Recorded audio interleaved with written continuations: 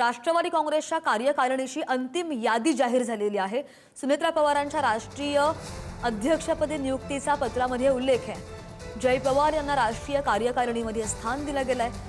Parth Pawar general secretary असतील तर जय Pawar national secretary पदी असणार आहे। आयोगाला दिलेल्या राष्ट्रीय पदाधिकारी यादीमधून पटेलांना वगळलं का असे सवाल सध्या उपस्थित होत आहेत। तटकरे, भुजबळ, वळसे पाटील यांना राष्ट्रीय कार्यकारिणीमध्ये स्थान नाहीये। या अगोदर तटकरेंवर महासचिव पदाची जबाबदारी होती आणि तटकरे पटेलांची नावे वगळल्याने वाद निर्माण होण्याची शक्यता सुद्धा वर्तवली जाते। या संदर्भात आणखी जाणून घेणार आमचे प्रतिनिधी शिवाजी काळे आपल्या सोबत आहेत। शिवाजी, अंतिम यादी जाहीर झालेली आहे, मात्र जे मेन नेते आहेत त्यांचं नाव नाही आहे यादीमध्ये।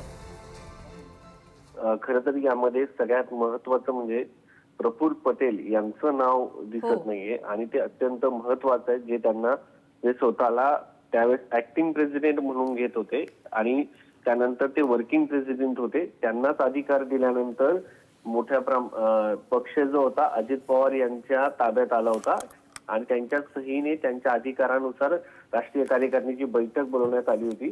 तर एकंदरीत पाहिलं गेलं तर वर्किंग प्रेसिडेंट असलेले प्रफुल्ल पटेल यांना या यादीतून हटवण्यात आलं आहे असं आपल्याला पाहायला मिळत होतं।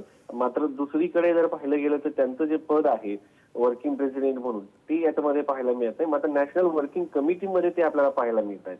म्हणजे सुनेत्रा पवार यांच्यानंतर ताबडतोब त्यांचं नाव आपल्याला खाली पाहायला मिळतंय। सुनील तटकरे एनसीपी लीडर म्हणून त्यांचं नाव आहे आणि जी त्यांची बॉडी आहे ती या ठिकाणी पूर्णपणे संघटनेची या ठिकाणी पाहायला मिळते। नॅशनल सेक्रेटरी म्हणून प्रेसिडेंट डिसिप्लिनरी कमिटी म्हणून आणि ट्रेझरर म्हणून अजित पवार यांचे लहान चिरंजीव जय पवार यांना देण्यात आलं आहे। बाकी शिवाजीराव गर्जे हे ट्रेझरर आहे।